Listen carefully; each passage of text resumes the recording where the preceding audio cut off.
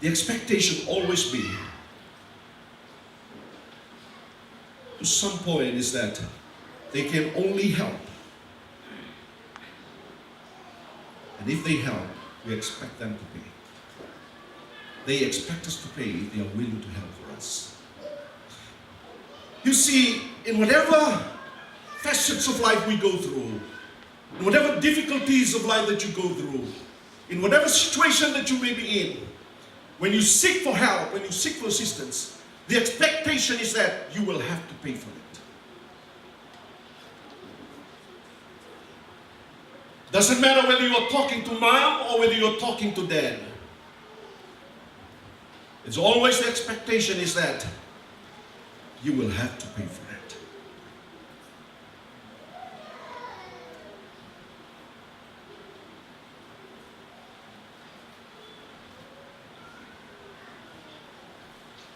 In chapter 29, we begin to see, there's another picture that we begin to see here. 21 to 25, we see that Jacob, in his eager to change, in his eager to make a difference in his life,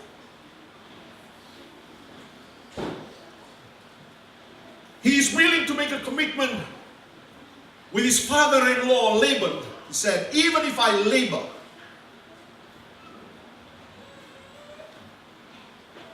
he expecting a reward. Laban knows that Jacob comes out of his flesh and blood. Being an uncle, he said, whatever that you do, I will try. I will reward you for it. So the expectation was high in his walk. When he carried on walking, does what he's supposed to do. 7 years of hard work. He was toiling. He was working hard. He sweat in the hot sun with the understanding that he was going to get a reward. He in fact made a deal with his father-in-law and he said, if I am going to labor for you, do not pay me. All you got to do, you give me your daughter, Rachel. That's all I'm expecting, that's all I'm asking. Laban, being a father-in-law, trying to be so kind to Jacob, he said, I will reward you anyway. The expectation that is coming from Jacob is that he will get what he wants. He has been laboring for almost 7 years. For 7 years or so, he's supposed to get what he wants. Only to the end of 7 years, he realized he'd been cheated upon. What he was expecting was not what he got. Instead of Rachel, there was someone else who came in. He saw someone else. You see, our walk with God, our expectation does not really meet what we're expecting. When we actually receive what we receiving it because we are expecting something else, that has become a disappointment when we actually got what we want. It's so important in our walk with God, we should understand that God is in control. Chapter 31, the beautiful part here in chapter 31, I'm just trying to summarize the whole of 27 to 33.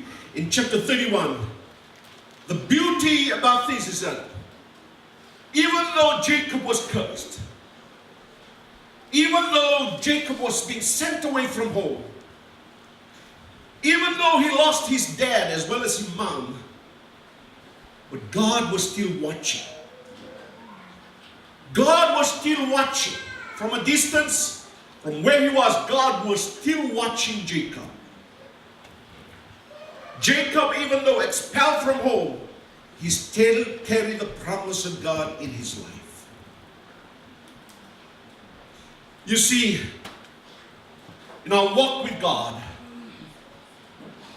you can be alienated sometimes. You can be sent away sometimes. You can be cautioned sometimes. You can be disciplined sometimes. It doesn't mean that you have to leave God. All these are for your good. And the most important part here, we must understand that God is still watching. Can we say hallelujah for that? Hallelujah. Hallelujah. You still haven't reached heaven yet. One point is clear, you still haven't been home yet. We are still very much here. Very much here. Okay? You will face trouble, you will face situation, you will face difficulties, you will face mountains, you will face giants. But understand one thing, you haven't reached home yet.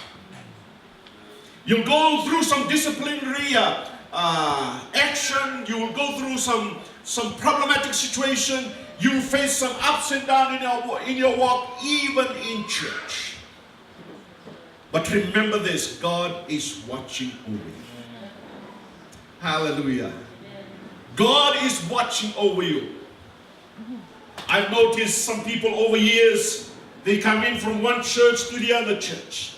From that church to the other church. I call this kind of people, sorry for the name, consumer Christian.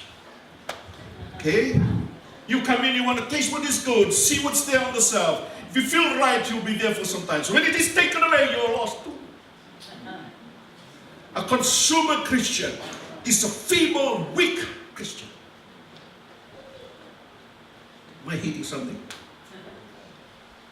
Now, walk with God is so important for us to know God has chosen you for such a time as this. Stay up, hold on. Okay? I was just telling somebody at home, it's not going to be rosy all the time. Your path is not going to be rosy all the time. You're not going to sail a smooth ocean all the time. Sometimes it's going to be rough. Does that mean God is far away? Does it mean that God is lost? Does it mean you lose God's protection? It's not really that. It's only a little while longer. God just wanting to you to go through some situations of life so it make your bones strong and stand still and become the odd one out. Sometimes they call you a maverick. Don't worry about that. Just know that God is with you. Hallelujah. Can we put our hands together for the Lord this morning?